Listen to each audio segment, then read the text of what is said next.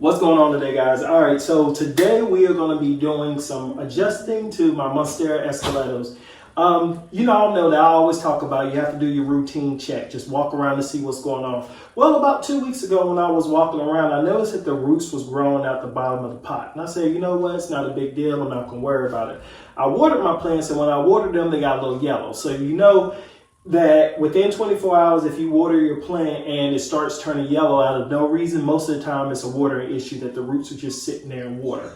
So I do have these in another pot. These are clear pots so I can see the roots, and then it drops inside of like a decorative pot. Now that gap in between the decorative pot and that pot is where those roots was growing at, and where that water was settling at as well. I do not have a good drain system on those pots. These are called ceramic pots with salsa.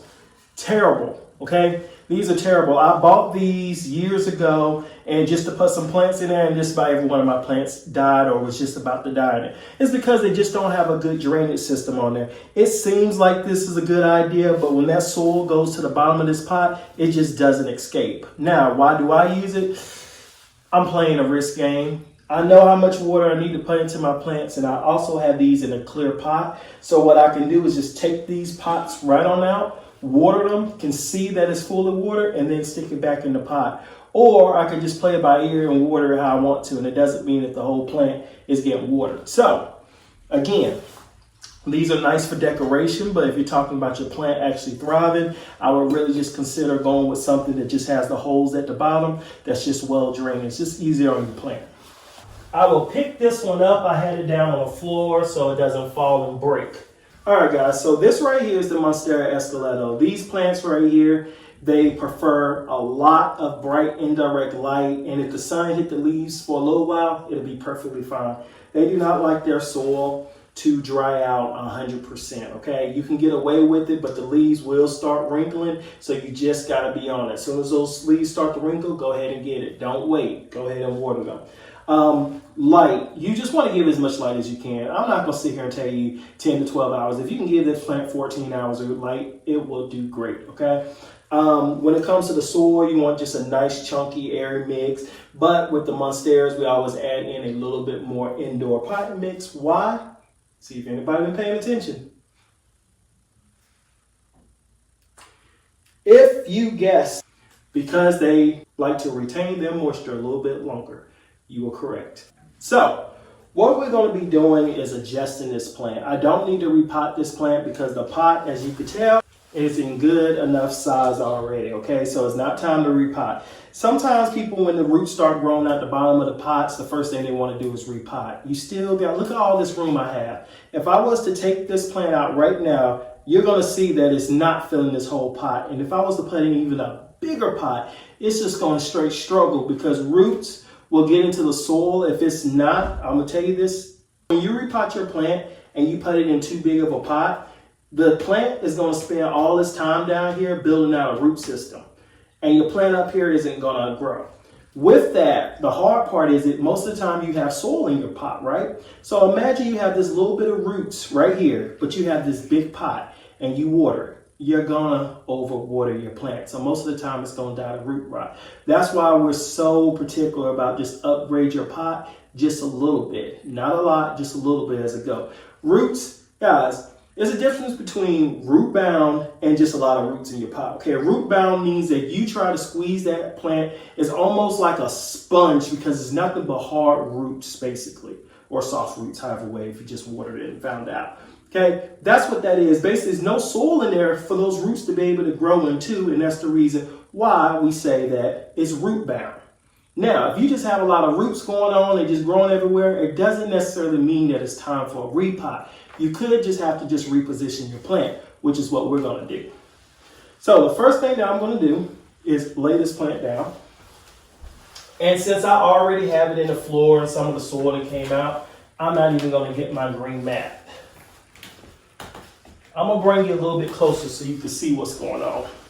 All right, so right here you can tell I already have my mix ready, and I'm not worried about adding an indoor pot mix to it because there's enough in here for me just to blend this on in and keep it moving.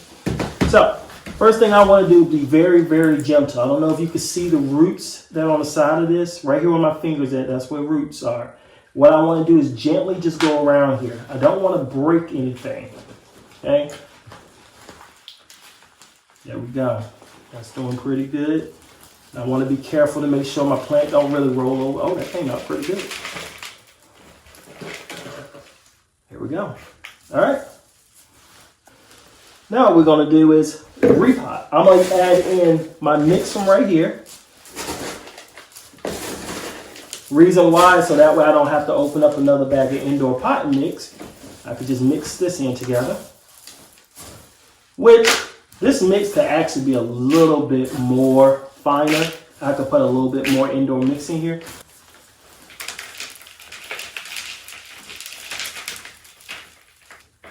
All right.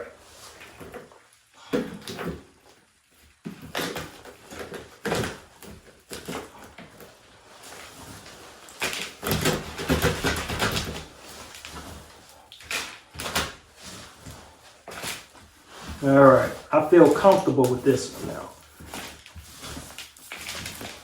And that's what you got to do sometimes, guys. If it doesn't look right when you do your repot, go back and do it again, because how often do you plan on repotting this plant, right? The Monstera Esqueleto has been repotted. Now all I have to do is give this plant some water, and I'm gonna let it drain from the top to the bottom. But we're gonna get our other one next. Now I'm using a plank because I plan on adding an extension to this plant, and I want to let it grow up on that moss pole one more time before I have to trim it. So I'm just going to be using this stake as support. Same thing that I did with the other one. I squares around the pot to see if I can break anything up. And remember, I can't move this plant around because of the leaves. Let me see if I can get a different angle. And since this right here, the plant is still all together, the only thing that I'm going to do is just see if I can break some of these roots up right here. But I don't want to get in the middle and mess with the root ball system. On mature plants, that you could just stretch your plants out too much, and sometimes they just can't recover from that stress. Okay. I just want to make sure I have all of this plant inside of here. Right? Even though it looks a little crooked in here, straight up.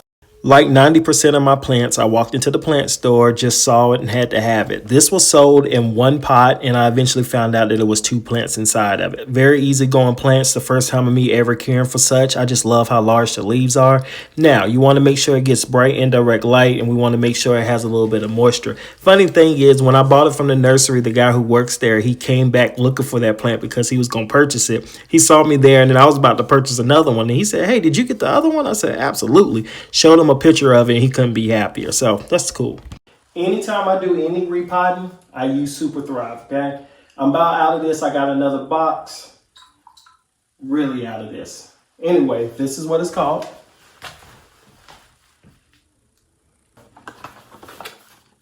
This is what it looks like in the store.